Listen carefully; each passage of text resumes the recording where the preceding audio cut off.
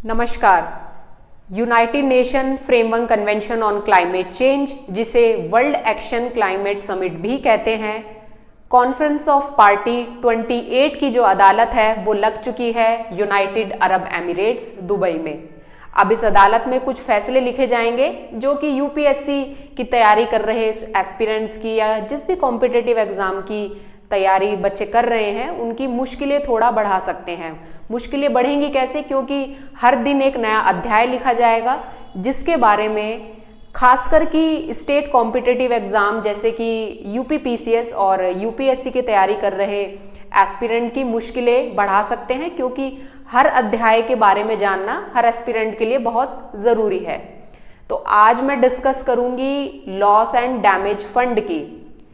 Loss and damage fund जो कि corp 28 की जो फर्स्ट डे की मीटिंग थी उस दिन ये ऑपरेशनलाइज्ड हुआ, या फिर ये कह लीजिए came into action on first day meeting of the conference of parties 28, जो कि कहाँ पे कंडक्ट हो रही है? Dubai in United Arab Emirates. तो पहला क्वेश्चन तो यहाँ से यही बन गया कि जो कॉन्फ्रेंस ऑफ पार्टीज है जिसको कि कंडक्ट कराता है UNFCCC, United Nation framework convention on climate change, जिसका हेडक्वार्टर यूएनएफसीसी का है बॉन, जर्मनी में। इस बार ये मीटिंग कहाँ हो रही है? दुबई में, और इसको वर्ल्ड एक्शन क्लाइमेट समिट भी कहते हैं। तो लॉस एंड डैमेज फंड इस बार एक न्यू कंसेप्ट है जिसके बारे में जानकारी लेना जरूरी हो जाता है, क्योंकि एनवायरनमेंट के पर्सपेक्टिव से यहाँ पे बात होगी। तो ये टॉपिक प्रीलिम्स के पर्सपेक्टिव से कह लीजिए या मेंस की राइटिंग के पर्सपेक्टिव से कह लीजिए ज़रूरी है। इसको हम अपनी आंसर राइटिंग में जब हम एनवायरनमेंट के क्वेश्चन अटेम्प्ट कर रहे होंगे तो उस पर भी लिखा जाता है। इंटरनेशनल पर्सपेक्टिव से हम इसको उसमें इंक्लूड कर सकते हैं। तो loss and damage fund topic होगा डिस्कशन का। तो लॉस एंड डैमेज फंड क्या है? ये एक फंडामेंटल एक्सप्रेशन है क्लाइमेट जस्टिस का। मतलब आज एनवायरनमेंट के कारण जो एनवायरमेंटल चैलेंजेस हो रहे हैं वो बहुत सी कंट्रीज को फेस करने पड़ रहे हैं, लगभग वर्ल्ड की सभी कंट्रीज को। तो उससे डील करने के लिए फाइनेंस की बहुत ज़रूरत पड़ेगी। तो उसलिए इसको बनाया गया है लॉस एंड डैमेज फंड को। ये क्या है? ये एक ऐसा कॉर्पस है, ये एक ऐसा बंडल ऑफ मनी होगा या टेक्नोलॉजी कह लीजिए, जो कि हेल्प करेंगी डेवलपिंग कंट्रीज को, जो कि बहुत ज़्यादा अफेक्टेड होती हैं एनवायरमेंटल चैलेंजेस से। इसको रेप्लेनिश्ड कौन करेगा या इसकी भरपाई कौन करेगा? वो होंगी डेवलप्ड कंट्रीज। ऐसा कहा जाता है कि जो डेवलप्ड कंट्रीज हैं वो एक टाइम ऐसा था इंडस्ट्रियल रेवोल्यूशन में जब उन्होंने सबसे ज़्यादा कार्बन एमिशन एमिट किया। अब वो एक डेवलप्ड फेज में जा चुकी है, उनका एक अपना सर्टेन लेवल ऑफ डेवलपमेंट वो अचीव कर चुकी है। तो अब वो बात करते हैं नेट कार्बन जीरो की, रिन्यूएबल एनर्जी रिसोर्सेज की, या फिर एलिमिनेट कर दीजिए फॉसिल रिसोर्सेज को। पर अब ये कहाँ तक सही है डेवलपिंग कंट्रीज के लिए, क्योंकि वो तो उस तरीके से डेवलप कर नहीं पाई हैं। तो वो कैसे टैकल कर सकती हैं? उनके लिए तो आज भी जो source of development of economy होगा, जहाँ से एनर्जी आएगी, वो कोल होगा जो कि फॉसिल फ्यूल है। तो उस चीज़ को ध्यान में रखते हुए, या फिर ये कह लीजिए कि डेवलपिंग जो कंट्रीज़ हैं उनको एनवायरमेंटल चैलेंजेस ज़्यादा डेंटेड करेंगे, तो उसको ध्यान में रखते हुए ये loss and damage fund establish किया गया है।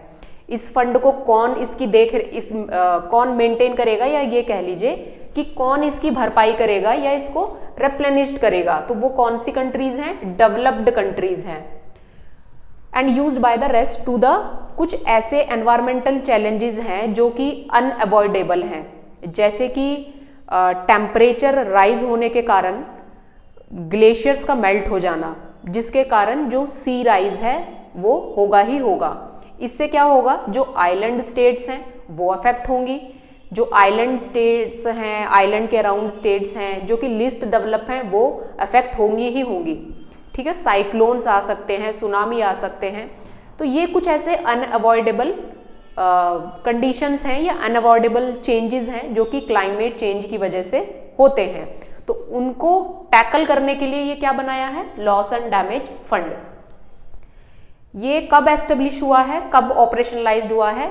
First day of the world action climate summit, जिसे United Nation framework convention on climate summit COP28 भी कहेंगे। ये कहाँ पे हुई है? दुबई में, यूनाइटेड अरब एमिरेट्स। अब ये जो लॉस एंड डैमेज फंड है, इसकी जो नींव रखी गई थी वो COP27 में रखी गई थी। COP27 कहाँ पे हुई थी? इजिप्ट, शर्म शेख इजिप्ट में हुई थी। COP27 conference of parties. अब ये जो लॉस एंड डैमेज फंड है, इसे होस्ट कौन करेगा? इसे होस्ट करेगा वर्ल्ड बैंक। कितने साल के लिए? 4 साल के पीरियड के लिए, for a period of 4 year. ठीक है, and will be overseen bye independent secretariat. भाई होस्ट तो इसको वर्ल्ड बैंक करेगा, और जो इसको ओवरसीन करेगा, जो देख रेख करेगा, वो एक इंडिपेंडेंट सेक्रेटरीट इसके लिए बनाया जाएगा। क्या फंड विल बी पीरियोडिकली रेप्लेनिश्ड? क्या जो ये फंड है वो पीरियोडिकली भरपाई होता रहेगा? ये पिक्चर अभी क्लियर नहीं है।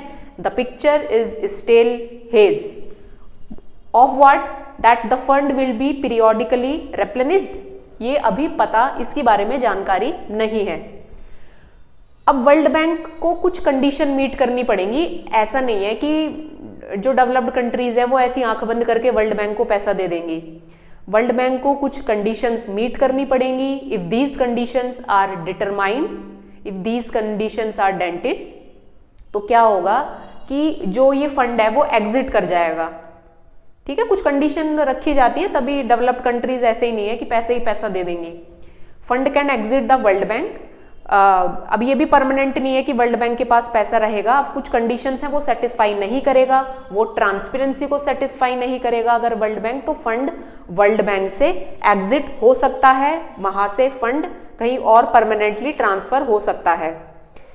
परसेंटेज ऑफ सर्टेन फंड, अब ये जो पूरा फंड है इसमें से कुछ परसेंटेज ऑफ सर्टेन अमाउंट जो है वो लिस्ट डेवलप्ड कंट्रीज के लिए और स्मॉल आइलैंड डेवलपिंग स्टेट्स के लिए रखा जाएगा। अब ये जो COP28 है ये किसकी अध्यक्षता में हो रही है? इसके प्रेसिडेंट कौन है? पता होना चाहिए। सुल्तान अल जबीर इसके प्रेसिडेंट हैं। COP28 कहाँ हो रही है ये जानना जरूरी है। COP27 कहाँ पे हुई है? इजिप्ट में। COP26 कहाँ पे हुई है? ग्लासगो में।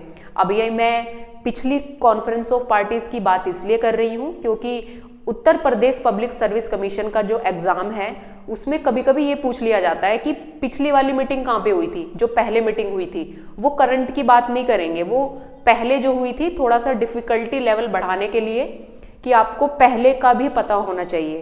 तो पहली जो प्रीवियस कॉन्फ्रेंस ऑफ पार्टीज हैं ये कहाँ पे हुई थी वो पता होना चाहिए। अब ये जो COP26 है जो ग्लासगो में हुई थी, यहाँ पे इंडिया ने पंचतंत्र करके एक 5 गोल का एजेंडा अपनाया था, जिससे कि वो नेट कार्बन न्यूट्रल को भी अचीव करेंगे 2070 तक, 2070 तक। और ये भी सेट किया था कि हम कैसे अपनी इकोनॉमी को फॉसिल फ्यूल से ट्रांजिशन करें टुवर्ड्स न्यूट्रल, कार्बन न्यूट्रल कैसे करें हम उसको, या फिर ये कह लीजिए नॉन फॉसिल फ्यूल से, फॉसिल से नॉन फॉसिल फ्यूल, या ये कह लीजिए नॉन रिन्यूएबल से रिन्यूएबल, हम इसको कैसे एनर्जी ट्रांजिशन करें। इसको लेके 5 जो गोल हैं सरकार ने अडॉप्ट किए थे और सबको बताए भी थे। कौन सी मीटिंग में? COP26 ग्लासगो में जो मीटिंग हुई थी। अब ये जो UNFCCC है इसका हेडक्वार्टर कहाँ पे है? बॉन, जर्मनी में। यूनाइटेड नेशन फ्रेमवर्क कन्वेंशन तो अपने आप में ये एक टॉपिक है, इसको अलग डिस्कस किया जाएगा। बट ये पता होना चाहिए कि इसका गठन कब हुआ UNFCCC का? इसका गठन हुआ रियो अर्थ समिट 1992। तो ये पता होना चाहिए। और इसका हेडक्वार्टर कहाँ है? जो बड़ी बड़ी ऑर्गेनाइजेशन है उनको हेडक्वार्टर पता होना चाहिए। बॉन, जर्मनी में इसका हेडक्वार्टर है। तो ये पूरा हो गया लॉस एंड डैमेज फंड के बारे में। इसके बारे में जानना इसलिए ज़रूरी था क्योंकि अभी ये डिस्कशन में भी रहा है पेपर में, और कॉन्फ्रेंस ऑफ पार्टीज़ का ये पहला कानून कह लीजिए या पहला ऐसा एक्शन कह लीजिए जो वहाँ पे पहले दिन हुआ है। तो this is all about loss and damage fund. मैं आशा करती हूँ आपको ये समझ आया होगा। बाकी की जो डिटेल्स हैं पूरे फंड के बारे में वो मैंने यहाँ पे बोर्ड पे लिखी हैं। ये मैंने खुद स्टडी करके जो चीज़ें मुझे ज़रूरी लगी एग्ज़ाम के पर्सपेक्टिव से वो यहाँ मैंने कवर करी हैं। आपकी कोई भी फर्दर क्वेरी है तो आप मुझे कमेंट बॉक्स में बता सकते हैं। Thank you.